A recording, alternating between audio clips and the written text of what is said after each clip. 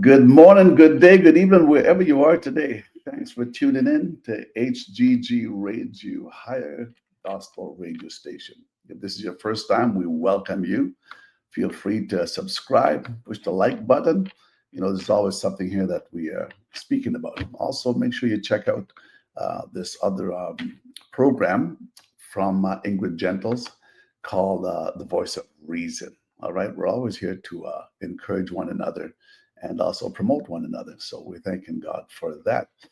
So I was thinking a minute here ago, every day we should be grateful for something. So what should I be grateful for? And I was thinking, you know what? I thank God for calling me.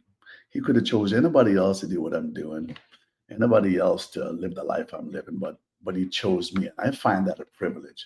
I really do find that a privilege and an honor. And I don't take that very lightly. Also, a church that loves people, a church that's willing to share the gospel, a church that preaches the gospel. I thank God for that. I'm not taking that for granted. Also, my parents that have sacrificed a lot to allow me to where I am today. It's because of them, because of their sacrifice, their love, their dedication, their commitment, their encouragement that has allowed me also to be where I am today. So how about you?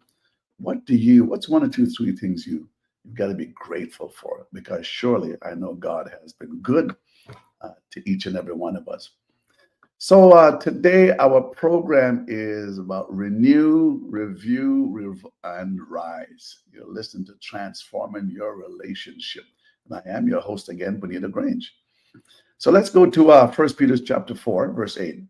Above all, love each other deeply, because love covers, my God, love. This program is all about love. It's all about stepping up your relationship. It's all about engagement. It's all about reducing conflict. It's all about intimacy, compassion. But Peter said here, because love covers a multitude of sins. No, when you read that, that's a mouthful. Love covers a multitude of sins. You know, look at what we have done in the past, and yet still God covers our sins.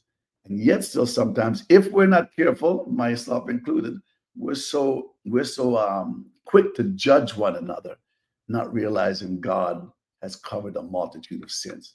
So let's get into it a little bit. Renew.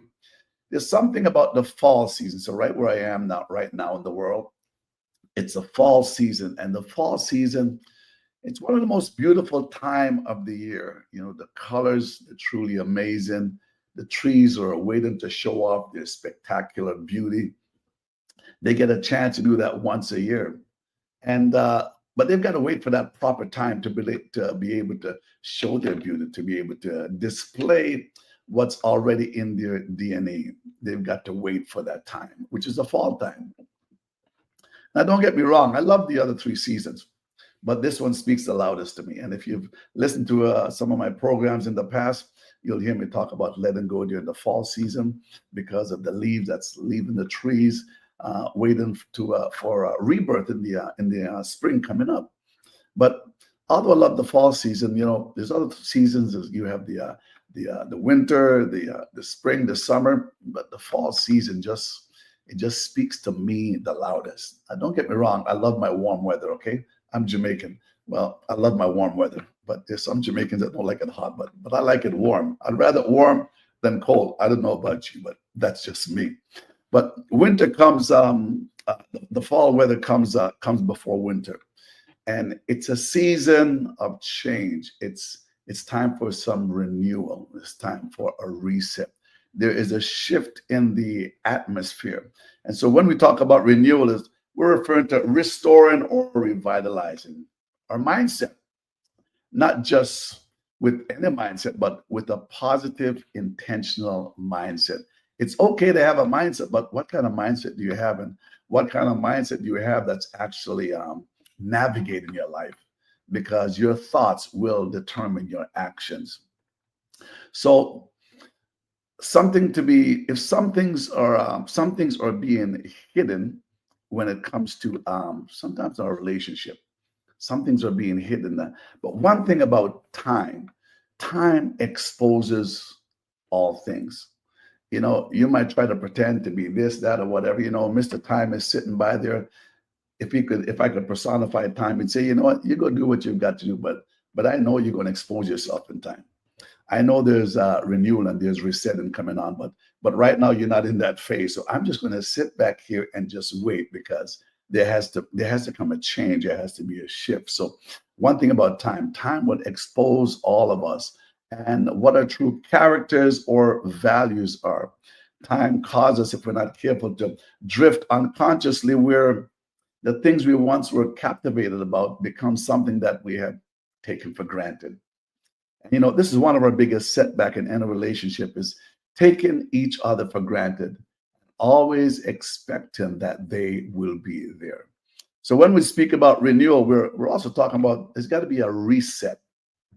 You know, I thank God for purposely resetting some things in my life and relationship. And as we just spoke about earlier about the fall and the trees and the leaves, there's a reset that's going on. There's a renewal that is taking place. But my mind goes back to a time, a place where I was living and I thought everything was okay. You know, I was doing my own thing. I was having fun. Um, I was a sinner waiting to be saved by grace. Okay, a sinner waiting to be saved by grace. But I thought everything was okay, and deep down, you know what I'm talking about. You're living a life, but deep down inside, you know that you need to have a reset. You know, there's a renewal that needs to take place on the inside. So although I was out there pretending to be somebody that I wasn't, so to speak, I knew that something deep down was missing. You know, the Lord had to renew and reset me. And you know how he did that? He had to take me out of the place that I loved. Okay, a city that I loved night and day. I loved that city.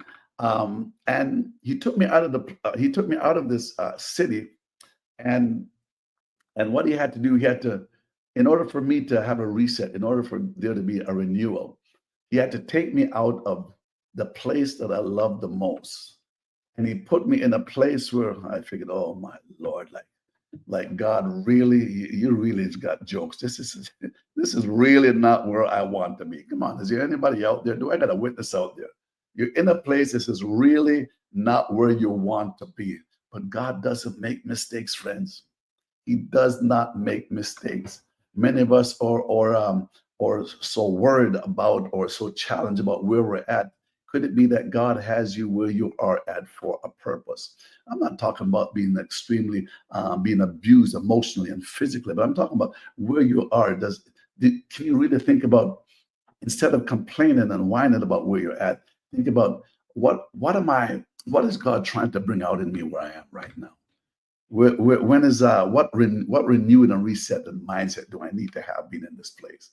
So God took me out of a place where I love, and for there to be a renewal, there had to be a reset. And He took me out, put me in a place I didn't love. But you know what? That is where my ministry started from. Yes, my ministry started from a place, the last place on earth I really wanted to be. But God says, in order for me to do what I need to do from you, I'm going to take you out from among your friends. You know, many times I could actually relate how Abraham felt. You know, we read the story about Abraham, but I tell you, lived a part of that story. And he moved you out of a place where you had friends, maybe some cousins, relatives, whatever the case might be. It was your home. It was your community. And he says, you know what? I know you like it here, but in order for me to do what I need to do with you, I've got to take you out. So Abraham, I salute you. I know how you felt, although you've gone through some things maybe I would never go through, but we've all gone through some things in our own way. Renew, reset. Why? For His purpose and for His glory. It wasn't about me. It was about Him and Him being purposeful in my life.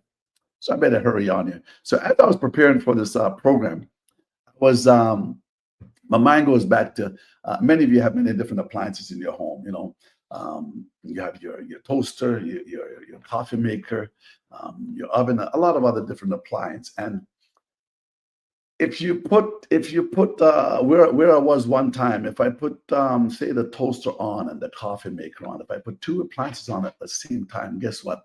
There would be an overload, and overload signifying, you know what, you're using up too much energy here, too much sources going through here.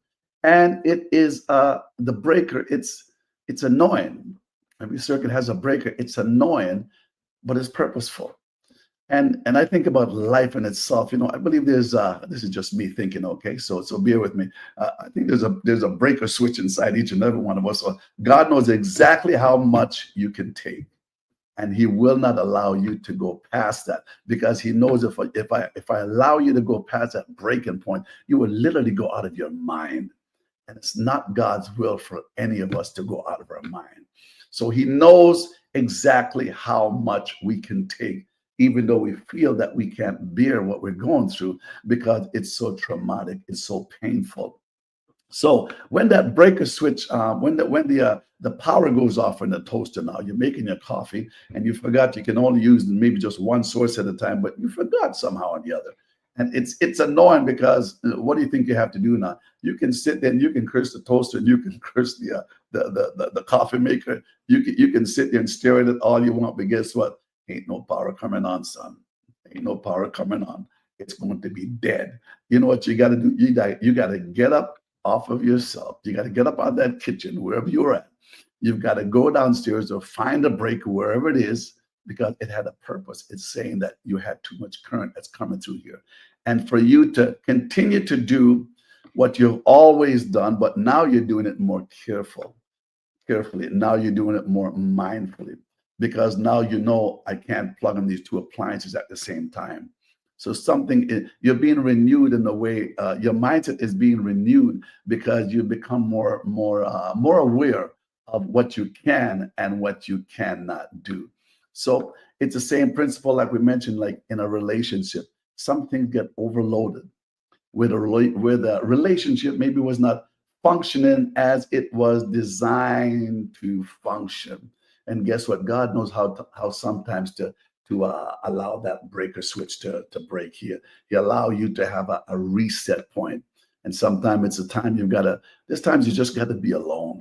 There's times you just got to be alone with God, to really talk with Him, to ask Him for God. I want to feel your presence like never before.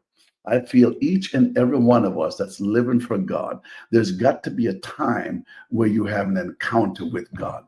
Not an encounter with your mother, your father, the pastor, the bishop, or anybody else. But there comes a time, like Moses and like all the other prophets and other men of God, including Saul in the New Testament, there comes a time when you have to have an encounter. If you haven't had one, friend, ask God for an encounter. He will show you things sometime that will blow your mind. He will allow you to have that encounter so you can have a renewal, a reset in your life and in your marriage. Now, when we have a reset, it doesn't mean you're going back again and you're starting fresh off again, but you're starting from a point now that's going to be a bit different. So let's look at an example here now in the Old Testament. Many times, as mentioned before, there's struggles before there is a reset. When you think about Abraham and Sarah, you can read the story starting from Genesis 16, 17, right up to Genesis 19. There was a struggle that was caused because of jealousy and tension in the home. Something had to give. And so what God had to do in Genesis 17, he had to come to Abraham, and he had to renew his covenant with Abraham. Although what he did was not right in the eyes of God. But there's a verse in the New Testament, I believe, that it says that God winked at the ignorance of men. But now he's not winking. He's calling all men to repent. All men to repent. And when he repeated the promise to Abraham, he told Abraham, now walk before me and be thou perfect.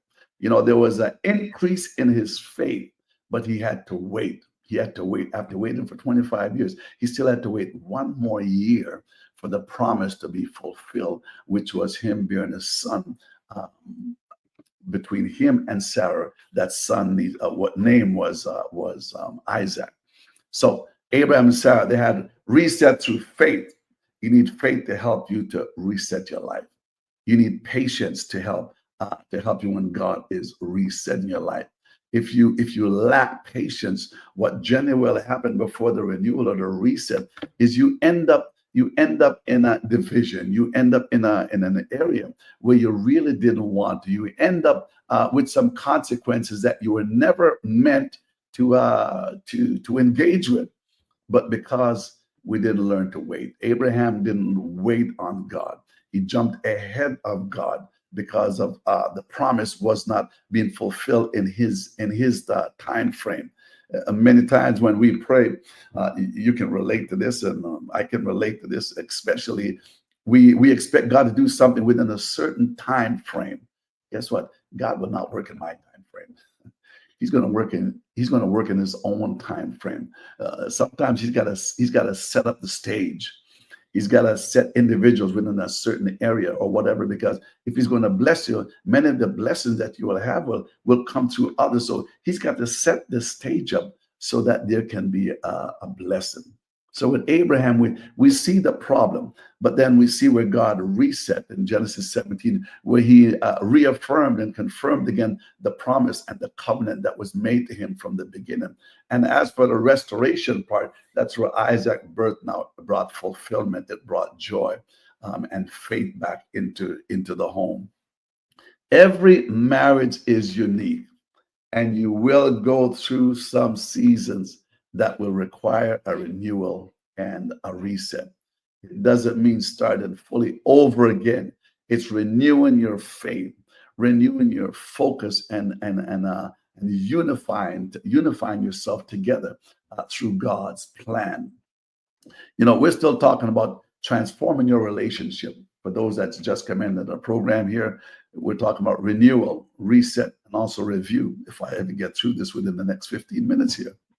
So we're talking about in the New Testament. Let's look at another example in the New Testament. We look at Priscilla and Aquila. They might have been doing okay where they were initially. But guess what? In Acts chapter 18, God had to transition them. He had to relocate them and displace them from Rome, from where they were before. But by them being displaced from where they were, sounds like me here. God allowed them to meet Paul the apostle, and by them as a couple meeting, they became a powerhouse. They had a church within their home. They were on God's mission by partnering with Paul. So the renewal and the reset came through relocation. It came through God realizing that this is not where I want you to be. You might be comfortable here, but in order for me to have a reset in your life, and for you to have revelations upon revelation, and to be more aware of me, to be more mindful of me, there's got to be a reset. Remember, before the reset, sometimes it's not comfortable. He will move you where he wants to move you. Life is always transitional. We're always moving forward. I've heard that the sharks and some other animals, you'll never see a shark standing still in the water, because by him continually moving, it's causing him to stay alive because of his makeup. Reset means turning disruption into opportunity and aligning with God's purpose. So when we talk about the principles of marriage, a reset, we're talking about a renewal, a renewed faith, where God promises it might be delayed, but it is coming. For there to be renewal, there's got to be a renewed focus also, refocusing on the things. What are the things that are priority in your life, right? Is God really a priority? Is it your friends? Is it your family? Is God really a priority? Because one thing that I know about him, he said, he will not show his glory with another. So if you've been called, you have been called for a purpose. If you have been called, you're not just called just out of coincidence. We are all, each and every one of us, We're here purposeful to fulfill a mission, to fulfill the purpose of what God has in store for us. So we talk about renew and reset. Now, when it comes to that, now we talk about now review. When we look at review, what am I reviewing? I'm reviewing now that I've been renewed and I've had a reset. I'm reviewing now how do I speak to my partner? What tone am I using with my spouse? Am I being a listener? Am I being reactive? Am I being proactive? Am I following James chapter 1 and verse 19? That's reminding me to be quick to listen. That's why we have 2 ears and one mouth. Or he's reminding me to be quick to listen. You don't need to interject. I was listening to a program here the other day, and this gentleman was being interviewed by a few other individuals. And one thing that individual said that was being interviewed, he says, "I hate to be interrupted." And as he began to speak, somebody interrupted him. He says, "What did I just tell you? I told you, you disrespect me when you interrupt me." And I figured when I was listening, he really spoke volume. We disrespect one another, not intentionally, unconsciously. We disrespect them by disrupting them because we can't wait to hear what they've got to say. So we got to inject what ours and the individuals that was being interviewed said, "You know what? Let's have a break here. Let's have a break." And he got up out of his chair. Then he came back and he says, "Now, will you listen to me until I'm finished without disrupting me?" And as he began to speak, the other end, the host began to say something to him, and he said, "There you go again, man. You just disrespect me." He said, "You know what? I might as well just stop talking.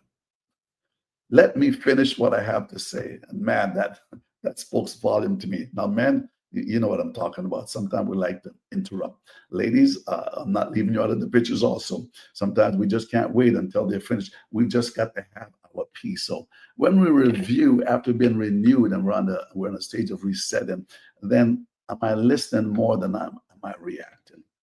Am I being more quick to hear and slow to speak? Review. As I mentioned in one of our programs recently, how am I keeping scores? And how did that profit me?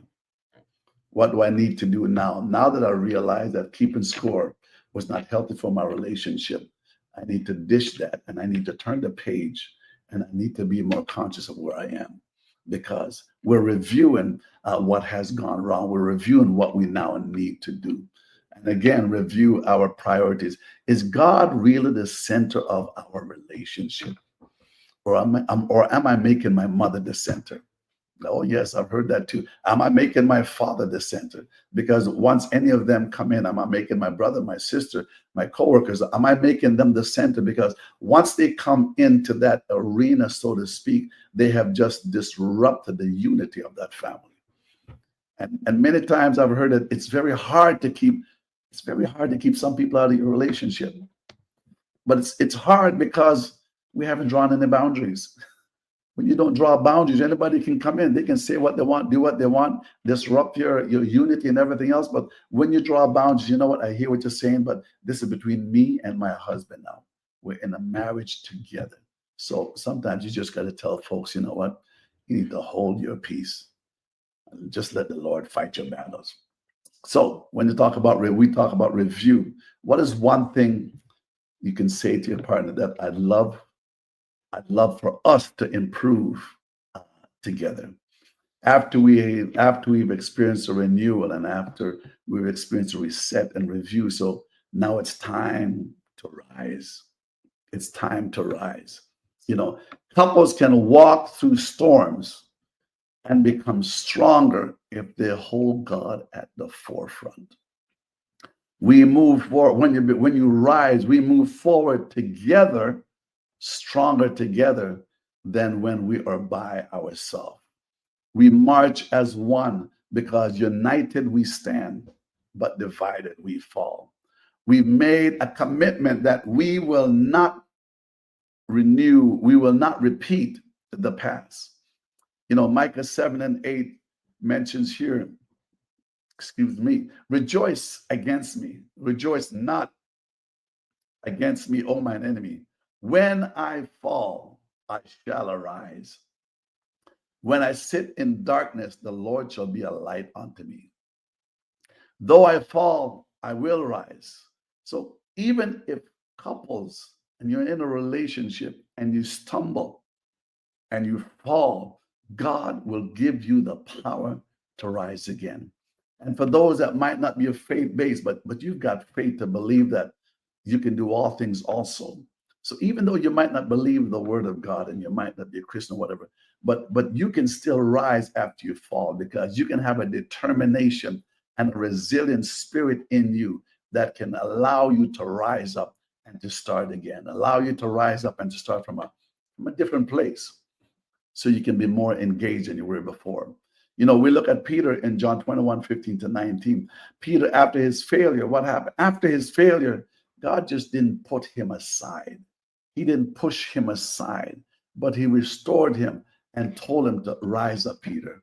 I want you to feed my sheep. He said, whatsoever you have bound in earth shall be bound in heaven. In Matthew 16, you can also find that whatsoever you loose on earth will be loose in the heavens. So couples can make mistakes. Relationship, you will make some mistakes, but don't stay there diving into that mistake. Rise again, get up again. Your disappointments might only be just for a short season. It's only temporary. It's not permanent. So what's one thing that you would love to improve, not individually, maybe individually too, but what's one thing you'd like to improve together? I'm going to close with Isaiah 40:31. And some that are in church, read your word, you'll know this very well. They who wait upon the Lord shall renew their strength. They shall mount up with wings, my God, like eagles. They shall run and not weary. They shall walk and not faint. You know, I like this. They shall mount up with wings like eagles. One thing about eagles that I'm told, they don't fly and run away from the storm. They fly into the storm.